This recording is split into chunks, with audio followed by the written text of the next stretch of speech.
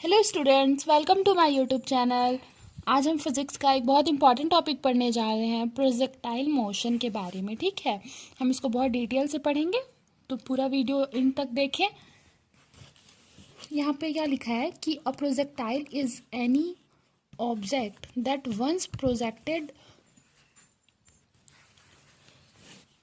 or dropped continues in motion by its own inertia and is influenced only by the downward force of gravity। ठीक है, यहाँ पे क्या बोल रहा है कि जो प्रोजेक्टाइल होता है वो कोई ऑब्जेक्ट होता है, ठीक है, जो कि प्रोजेक्टेड होता है continues in motion bye its own inertia. ठीक है, इसका अपना एक ओन इनर्शिया होता है and is influence only by the downward force of gravity.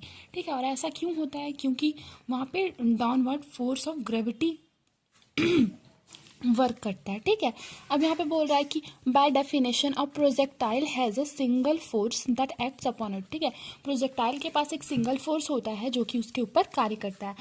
अब ये तो सिर्फ समझने के लिए था, हम एग्जैक्ट डेफिनेशन क्या लिखेंगे एग्जाम में।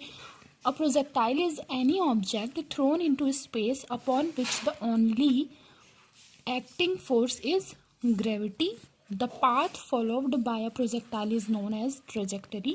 A baseball batted or thrown is an example of projectile। ठीक है, जब हम किसी भी प्रोजेक्टाइल जो कि एक ऑब्जेक्ट है, ठीक है, उसको अगर फेंकेंगे स्पेस में, ठीक है, तो वो जो पाथ को फॉलो करेगा वही पाथ जो होगा वो ट्रेजेक्टरी होगा। ठीक है, और एक बेसबॉल जो है वो एग्जाम्पल हो सकता है प्रोजेक्टाइल का। ठीक है, अब ये ड्राइंग हम एक बार देख लेते हैं। ठीक है, ये एक्स एक्सिस है, ये वाई एक्सिस और ये जेड एक्सिस। ठीक है, एक्स एक्सिस में कोई भी कार्य नहीं हो रहा है, कुछ भी नहीं हो रहा है। ठीक है हमको मतलब वाई जेड एक्सिस में लेना है। तो अगर हम एक बॉल यहाँ से फेंक रहे हैं तो वो यहाँ से जा रहा है। ठीक है, अगर वो बॉल यहाँ पे होगा तो यहाँ भी दो परपेंडिकुलर होगा, एक ही सोर होगा, एक ही सोर होगा। ठीक है, जैसे ये बॉल यहाँ पे पहुँचा, फिर यहाँ पे भी दो होगा, एक ऐसे एक ऐसे। ठीक है, फिर यहाँ पे भी ये बॉल ये नीचे की ओर पहुँच गया, तो यहाँ से यहाँ तक का मतलब जब जो बॉल है वो जीरो से लेके बी तक का दूरी जब तय करेगा तो इसको टाइम ऑफ फ्लाइट बोलते हैं। ठीक है, और ये हॉरिजॉन्टल रेंज है। ठीक है अगर हम लोग ये वाला को यहाँ पे जो बोल रहा है एंगल उसको थीटा ले रहे हैं, ठीक है, तो हमारा जो इसके ये साइड वाला होगा वो वी नॉट कॉस अल्फा होगा। ठीक है ये जो है हमारा ये वेलोसिटी है। ठीक है, और ये जो ऊपर वाले की साइड में होगा वो हमेशा क्या रहता है, वी नॉट साइन अल्फा रहता है। ये आपको याद रखना है। ठीक है, कि हमेशा वर्टिकल जो रहेगा वो साइन के फॉर्म में रहेगा और जो हॉरिजेंटल रहेगा वो कॉस के फॉर्म में रहेगा। ठीक है, और एम जी एच जो है माइनस एम जी एच ये यहाँ पे फोर्स लग रहा है। ठीक है, क्यों? क्योंकि जो ये है यहाँ पे माइनस एम जी के क्यों हुआ? क्योंकि यहाँ पे जो जी है, जो एक्सेलरेशन है वो माइनस जी है। ठीक है, क्योंकि वो ऊपर से नीचे की ओर आ रहा है। ठीक है, इसलिए अब आगे चलते हैं क्वेश्चन की ओर। ठीक है, क्वेश्चन क्या बोल रहा है, हमारे एग्जाम में कैसा क्वेश्चन आ सकता है उस पर। यहाँ पे लिखा है कि a projectile is launch with initial speed at any angle alpha with the horizontal. ठीक है, फर्स्ट हमको फाइंड करना है find the position vector, second find करना है the time to reach the highest point and third find करना है कि the maximum highest reached, fourth find करना है the time to flight back to the earth, और जो फिफ्थ फाइंड करना है द रेंज। ठीक है, पहले से स्टार्ट करते हैं। ठीक है ये सिर्फ समझने के लिए मैंने एक ड्राइंग ड्रॉ किया है कि जब हम किसी बॉल को फेंक रहे हैं, ठीक है, ऊपर की ओर, पहले बॉल यहाँ है, फिर वो यहाँ जाएगा, फिर वो यहाँ, फिर वहाँ, सब जगह पे ये होगा। ठीक है, हम लंब खींचेंगे तो ऐसे होगा, फिर जब ये नीचे की ओर आएगा तो यहाँ माइनस जी होगा। ये आपको अच्छे से याद रखना है। ठीक है, कि एक्स एक्सिस की ओर हो रहा है, जैसे कि मैंने आपको पीछे बताया। ठीक है, ये उसका वेलोसिटी है। अगर हम यहाँ पे कोई एंगल थीटा ले रहे हैं तो उससे यहाँ पे यू कॉस थीटा हो जाएगा, ऊपर वाला यू साइन थीटा, ये तो मैंने आपको बताया। और इस डायरेक्शन में जो एक्सेलरेशन होगा, ठीक है, वी के डायरेक्शन में वो माइनस जी होगा और एक्स के डायरेक्शन में एक्सेलरेशन 0 होगा, ठीक है। और जो ये थीटा है उसको एंगल ऑफ प्रोजेक्शन बोलते हैं, ये समझने के लिए, ठीक है। ड्राइंग हमको वो पीछे वाला ही बनाना है, ठीक है। चलिए अब स्टार्ट करते हैं। Let R vector be the position vector, ठीक है। आर जो है वो पोजिशन वैक्टर है, ठीक है, ऑफ द प्रोजेक्टाइल, किसी भी प्रोजेक्टाइल का, एंड वी उसका वेलोसिटी है किसी भी टाइम टी पर। तब हम न्यूटन के लॉ से लिख सकते हैं, ठीक है। न्यूटन का लॉ हमारा क्या होता है, F is equal to M A होता है, ठीक है, मास इंटू एक्सेलरेशन, ठीक है, फोर्स इज इक्वल टू, तो हमने फोर्स पढ़ा था, ठीक है, पीछे ड्राइंग में कि एम जी के था, के यहाँ वेक्टर है, ठीक है, यूनिट वेक्टर।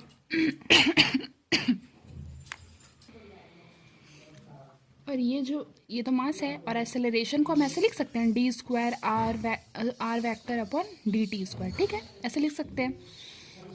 फिर उसके बाद एम एम कट हो जाएगा तो ये आ जाएगा, और इसको हम लोग D V by D T लिख सकते हैं, velocity, double integration of position vector velocity होता है, ठीक है। ये हो गया हमारा इक्वेशन 2 मिल गया। अब जब इंटीग्रेशन करेंगे तो हमारा ये वैल्यू आ जाएगा, ठीक है, सॉरी ये वाला नहीं होगा तो यार, ठीक है, ये वैल्यू आ जाएगा, ठीक है। इक्वेशन 3 अब लिखा है assume the initial velocity of the projectile is in the Y Z direction, ठीक है। हमने पीछे ड्राइंग में देखा है, एक बार ड्राइंग देख लेते हैं। यहाँ पे एज्यूम किया है कि वाई और जेड डायरेक्शन में हो रहा है, ठीक है, यहाँ पे एक्स डायरेक्शन का कोई काम नहीं है। So that initial velocity is V naught is equal to, ये इनिशियल वेलोसिटी है, ठीक है, V naught is equal to V naught cos alpha J cap, ठीक है, V naught sine alpha K cap, ठीक, ये हो जाएगा, वाई और जेड एक्सिस में है। तब यहाँ पे क्या हो जाएगा, v is equal to V naught हो जाएगा, जिसकी वजह से जो टाइम है वो 0 हो जाएगा, ठीक है। अब ये वैल्यू को हम इक्वेशन 3 में पुट करेंगे तो हमको C1 का वैल्यू जो है वो हमको, जो कांस्टेंट का वैल्यू है उसको v नॉट मिल जाएगा, ठीक है। अब हम लोग क्या कर सकते हैं कि C1 को यहाँ पुट करेंगे तो हमारा इक्वेशन 4 से हमारा ये मिल जाएगा। अब C1 का वैल्यू हम इक्वेशन 3 में रखेंगे तो हमको v का वैल्यू मिल जाएगा, तो v का वैल्यू हमको क्या मिलेगा, ये मिल जाएगा, ठीक है। अब हम ये दोनों को साथ में लिख के कैप को बाहर निकाल देंगे। ये v है, v को हम लोग ऐसे लिख सकते हैं D R vector upon D T, ठीक है, ऐसे लिख सकते हैं। ये हो गया। अब आगे देखना है, बना दे रही हूँ तुम्हें। अब यहाँ पे इंटीग्रेशन बोथ साइड करेंगे, ठीक है। अब क्या ये वैल्यू आ जाएगा, सबको इंटीग्रेट करेंगे, ठीक, अलग अलग, तो इसका आर वैक्टर आ जाएगा, ठीक है। फिर is equal to V naught cos alpha J cap T आ जाएगा, ठीक है। और यहाँ भी सेम होगा, इसमें भी टी आ जाएगा और इसको भी इंटीग्रेशन करेंगे तो ये वैल्यू आ जाएगा, ठीक है। अब आगे चलते हैं, ये इक्वेशन 6 हो गया। अब अगर हम लोग यहाँ पे एक्स वाई जेड फाइंड कर सकते हैं इससे, ठीक है, तो एक्स कुछ नहीं है तो एक्स 0, और y जो है हमारा V naught cos alpha T, और z जो होगा V naught sine alpha T minus half G T square, ठीक है। ये जो है हमने पोजीशन वेक्टर फाइंड करना था, ये हमारा पोजीशन वेक्टर फर्स्टली फाइंड हो गया। सेकंड हमको फाइंड करना है कि the time to reach highest point, जिस टाइम पे जो ऑब्जेक्ट है वो हाईएस्ट पॉइंट पे पहुंचा, वो टाइम हमको फाइंड करना है, ठीक है। तो उसके लिए हमको क्या करना है, ये जो है V naught sine alpha minus G T, ठीक है, इसको हम लोगों को 0 करना है, ठीक है।